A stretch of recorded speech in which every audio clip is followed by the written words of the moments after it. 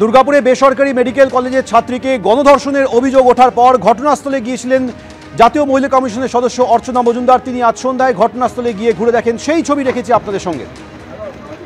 ইতিমধ্যেই পুলিশ প্রশাসনের ভূমিকা নিয়ে সরব হয়েছে বিরোধীরা। একই সঙ্গে জাতীয় মহিলা কমিশনের তরফ থেকে উপযুক্ত তদন্তের দাবি জানানো হয়েছে।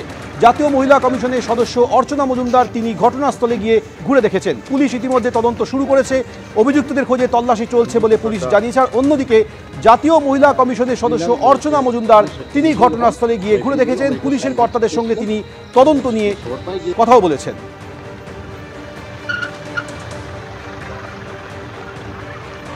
এর আগে কলেজেও গিয়েছিলেন জাতীয় মহিলা কমিশনের সদস্য অর্চনা মজুমদার। সেখানে কলেজ কর্তৃপক্ষের সঙ্গে তিনি কথা বলেন। তারপর সন্ধ্যায় ঘটনাস্থল ঘুরে দেখেন তিনি। পুলিশের তদন্ত কোন পর্যায়ে রয়েছে তা পুলিশের সঙ্গে কথা বলে জানার চেষ্টা করেছেন। দুর্গাপুরে মেডিকেল কলেজের ছাত্রীকে গণধর্ষণের অভিযোগ উঠেছে। বেসরকারি মেডিকেল কলেজের ছাত্রীকে গণধর্ষণের অভিযোগ, দুষ্কৃতীদের অত্যাচারের শিকার হয়েছেন ডাক্তারি পড়ুয়া। গোটা বিষয়টি নিয়ে পুলিশ তদন্ত চালাচ্ছে।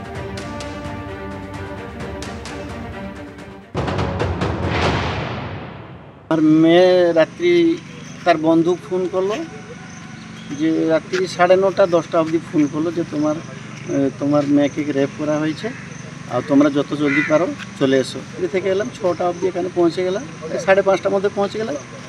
ভাবি দেখলাম মেয়েটা সিরিয়াস আছে, ও বেশি কিছু কথা হতে পারলাম না।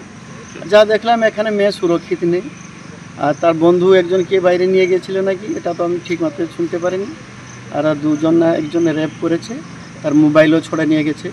তো আমার কথা বলছে ওই ছেলেটা কিভাবে সিকিউরিটি গার্ড সামনে থাকতে থাকতে কিভাবে বাইরে গেল। চলে আমার মেয়েটা তো চালাক নয়, ও নিয়ে গেল। তারপরে দুজনকে এলো, দেখি একজন রেপ করেছে, আর দুজন পালিয়ে গেল। ফের ঘুরে এলো, দেখি আর মোবাইলটা ছড়ে নিল, 200 টাকাও ছড়ে নিল। ওর কি মেয়ে বলছে যদি তুই আর কিছু যদি বলবি তোকে মেরে দিব, 3000 টাকা আমাকে দিবি। এইভাবে কে বলেছে? এটা ছেলেটা, সেই ছেলেটা। আমি যখন এলাম পুলিশ ইনভেস্টিগেশন করেছিল, বলবো আমার উপরে ভরসা রাখুন। কমপ্লেন করেছেন? হ্যাঁ, কমপ্লেন করেছি। ওরা বয়ান রেকর্ড করেছে আমার মেয়ের কাছে। তো ওরা যে আমরা ইনভেস্টিগেশন করবো, আমি দোষীদের জন্য কার্য অনুষ্ঠান করবো। আর ইতিমধ্যেই এই ঘটনার পর যেটা জানা যাচ্ছে, ওয়েস্ট বেঙ্গল ডক্টরস ফোরাম তারা আগামীকাল দুর্গাপুরে যাচ্ছে এবং সুপ্রিম কোর্টের প্রধান বিচারপতির হস্তক্ষেপ চেয়ে চিঠিও দেওয়া হয়েছে ওয়েস্ট বেঙ্গল ডক্টরস ফোরামের তরফ থেকে। সংগঠনের তরফ থেকে সুপ্রিম কোর্টের রেজিস্ট্রারকে দেওয়া হয়েছে এই চিঠি, যেখানে বিচার বিভাগীয় তদন্তের দাবি জানানো হয়েছে। সরাসরি এই নিয়ে কথা বলবো, ঝিলাম করঞ্চা এই মুহূর্তে আমাদের সঙ্গে রয়েছেন। ঝিলাম, আগামীকাল তারা দুর্গাপুরে যাচ্ছেন এবং এই নিয়ে সুপ্রিম কোর্টের প্রধান বিচারপতির হস্তক্ষেপ চেয়ে একটি চিঠিও দেওয়া হয়েছে। ঠিক কি দাবি জানানো হচ্ছে ডক্টরস ফোরামের তরফে? একদমই, ওয়েস্ট বেঙ্গল ডক্টরস ফোরামের পক্ষ থেকে সুপ্রিম কোর্টের রেজিস্ট্রারকে যে চিঠি দেওয়া হয়েছে, তাতে সুপ্রিম কোর্টের যে প্রধান বিচারপতি তার দৃষ্টি আকর্ষণ করা হয়েছে মহিলা চিকিৎসক সহ মহিলাদের ওপর যে নিগ্রহের ঘটনা এবং নির্যাতনের ঘটনা ঘটছে, সেই নিয়ে সুপ্রিম কোর্ট যেন নজরদারি করে এবং তার বিষয়ে হস্তক্ষেপ করে। আর এর পাশাপাশি তোমাকে এটা জানিয়ে রাখবো, আগামীকাল জয়েন্ট প্ল্যাটফর্ম অফ ডক্টরসের পক্ষ থেকে এবং অভয় মঞ্চের পক্ষ থেকে একটা টিম দুর্গাপুর যাচ্ছে, পুরো ঘটনাস্থল এবং যারা নিগৃহীতা তাদের সঙ্গে কথা বলা, পরিবারের সঙ্গে কথা বলা। তার আগে association of health service doctors ইতিমধ্যে মুখ্যমন্ত্রীকে একটি খোলা চিঠি লিখেছে। আমার সঙ্গে এই মুহূর্তে রয়েছেন ডক্টর পবিত্র গোস্বামী, তার সঙ্গে কথা বলবো। জয়েন্ট প্ল্যাটফর্ম অফ ডক্টরস এবং অভয় মঞ্চের পক্ষ থেকে আপনারা কালকে দুর্গাপুর কেন যাচ্ছেন? আমরা যাচ্ছি কারণ আমি একজন পশ্চিমবঙ্গবাসী হিসেবে লজ্জিত, আমি একজন বাবা হিসেবে ভীত এবং এই সামগ্রিকভাবে অভয় আন্দোলনের একজন সংগঠক হিসেবে ভীষণ ক্ষুব্ধ যে আজকে এই অভয় আন্দোলনে সামগ্রিকভাবে এত বড় একটা আন্দোলন হওয়ার পরেও এবং সরকারকে এত চেতবাণী দেওয়ার পরেও ন্যূনতম কোনো রকমের পদক্ষেপ সরকার করলো না আজকে দোষীদের বিরুদ্ধে। যেখানে আমাদের যে আন্দোলনকারী চিকিৎসকদেরকে দিনের পর দিন ডেকে তারা হয়রানি করছে, সেইখানে আজকে ধর্ষকরা স্বর্গরাজ্য ভাবছে, এটা ধর্ষকদের সরকার চলছে। আমরা আবার সেই জন্য একদম দৃঢ় সংঘবদ্ধ হয়ে কালকে সকাল 8টায় আমরা এই অভয় মঞ্চ, জয়েন্ট প্ল্যাটফর্ম অফ ডক্টরস, চিকিৎসকদের সব সংগঠন মিলে আমরা এই আইকিউ সিটিতে যাই। আমরা এবারে একটা হিসাব বুঝতে চাই এই সরকারের সঙ্গে, যে এই সরকার কি এইটাই চালিয়ে যাবে যে দুষ্টের পালন আর শিষ্টের দমন? এইটা বুঝতেই পারছো যে আগামীকাল তারা যাবেন সকালবেলায়, তবে তার আগে প্রত্যেকে কিন্তু এই ঘটনার নিন্দে করেছে এবং পুরো পরিস্থিতির ওপর তারা নজর রাখছেন। তারা চাইছেন বিচার বিভাগীয় তদন্ত এবং প্রকৃত সত্য যেন বেরিয়ে আসে। ধন্যবাদ ছিলাম। রাজ্য সরকারকে অন্ধকারে রেখে জল ছাড়ার অভিযোগ তুলে বারবার ডিভিসিকে নিশানা করছেন মুখ্যমন্ত্রী।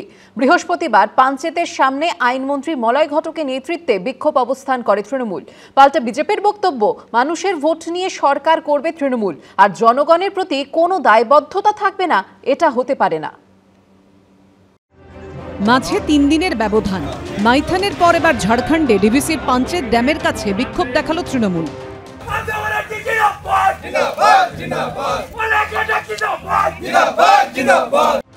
কখনো টানা ঘণ্টা পাঁচেকের বৃষ্টিতে পুজোর মুখে কলকাতা ডুবে যাওয়া, কখনো দক্ষিণবঙ্গের বিভিন্ন জেলায় বন্যা পরিস্থিতি তৈরি হওয়া, বারবার মুখ্যমন্ত্রীর নিশানায় ডিভিসি। ডিভিসি তো ইচ্ছে মতো জল ছাড়ছে, পুরোটা নিজেদের খালি করে দিয়ে।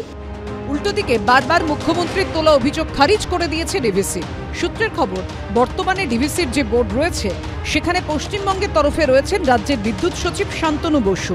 অন্যদিকে 8 সদস্যের Damodar valley river regulatory committee বা ডিভিআরআরসিতে রাজ্য সেচ দপ্তরের চিফ ইঞ্জিনিয়ার রয়েছেন। ডিভিসির তরফে দাবি, জল ছাড়ার 12 ঘন্টা আগে জলাধারের পরিস্থিতির বিস্তারিত তথ্য দিয়ে তারপর জল ছাড়ার প্রক্রিয়া শুরু হয়।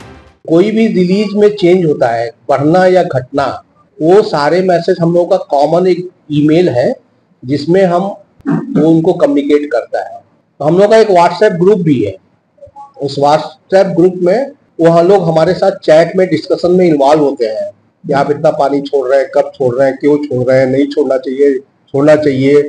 কিন্তু এরপরও ডিভিসির ওপর ক্রমশ চাপ বাড়াচ্ছে তৃণমূল। শুক্রবার আইনমন্ত্রী মলয় ঘটকের নেতৃত্বে ঝাড়খণ্ডে পাঞ্চেত বাঁধের কাছে ডিভিসির অফিসের কাছে বিক্ষোভ দেখায় তৃণমূল। ডিভিসির যে বাঁধ আজকে তাই পশ্চিমবঙ্গের মানুষের কাছে ত্রাসে পরিণত হয়েছে। আজকে আমরা যে ধর্ণা এখানে করছি, ডিভিসি কর্তৃপক্ষকে সতর্ক করতে এসেছি, যদি আপনারা রাজ্য সরকারের সাথে পরামর্শ করে জল না ছাড়েন তাহলে কিন্তু আগামী দিনে এই একদিনের কর্মসূচি নয়, আমরা লাগাতার কর্মসূচি করে আপনাদের এই অফিসের সামনে বসে আমরা কিন্তু প্রতিবাদ সভা, যে আমাদের সেই প্রতিবাদ সভা চলবে। এর আগে চলতি সপ্তাহে সোমবার মাইথানে আইনমন্ত্রী মলয় ঘটকের নেতৃত্বে ডিভিসির দপ্তরের সামনে প্রায় 3 ঘন্টা বিক্ষোভ অবস্থান করে তৃণমূল। তারপর এদিন বিক্ষোভ হলো ঝাড়খণ্ডের পাঞ্চেতে। বাংলার মানুষ আপনাকে ভোট দিয়ে আপনাকে সরকার গঠন করতে সাহায্য করছে, আর বাংলার মানুষ জলে ভেসে যাবে, ম্যানহোলে পড়ে যাবে, ফ্লাডে ত্রাণ পাবে না, এটা তো চলতে পারে না। যে কোনো এক সরকার আসবে, তাকে অ্যাকাউন্টেবল হতে হবে। প্রতি বর্ষায় ডিভিসির ছাড়া জলে প্লাবিত হয় দক্ষিণবঙ্গের একটা বিস্তীর্ণ অংশ। তারপরই জল ছাড়া নিয়ে ডিভিসির সঙ্গে সংঘাত শুরু হয়ে যায় রাজ্য সরকারের। ওদিকে ব্যারাজের লকগেট খোলে, আর এদিকে আটকানো যায় না দুপক্ষের বাগযুদ্ধের লকগেটকে। গত বছরে এই সংঘাত চরমে উঠেছিল। ম্যানমেড বন্যার অভিযোগ তুলে ডিভিসির সঙ্গে সম্পর্ক ছিন্ন করারও হুঁশিয়ারি দিয়েছিলেন মমতা বন্দ্যোপাধ্যায়। এবার সংঘাত আরও চরমে উঠেছে এবিপি আনন্দ।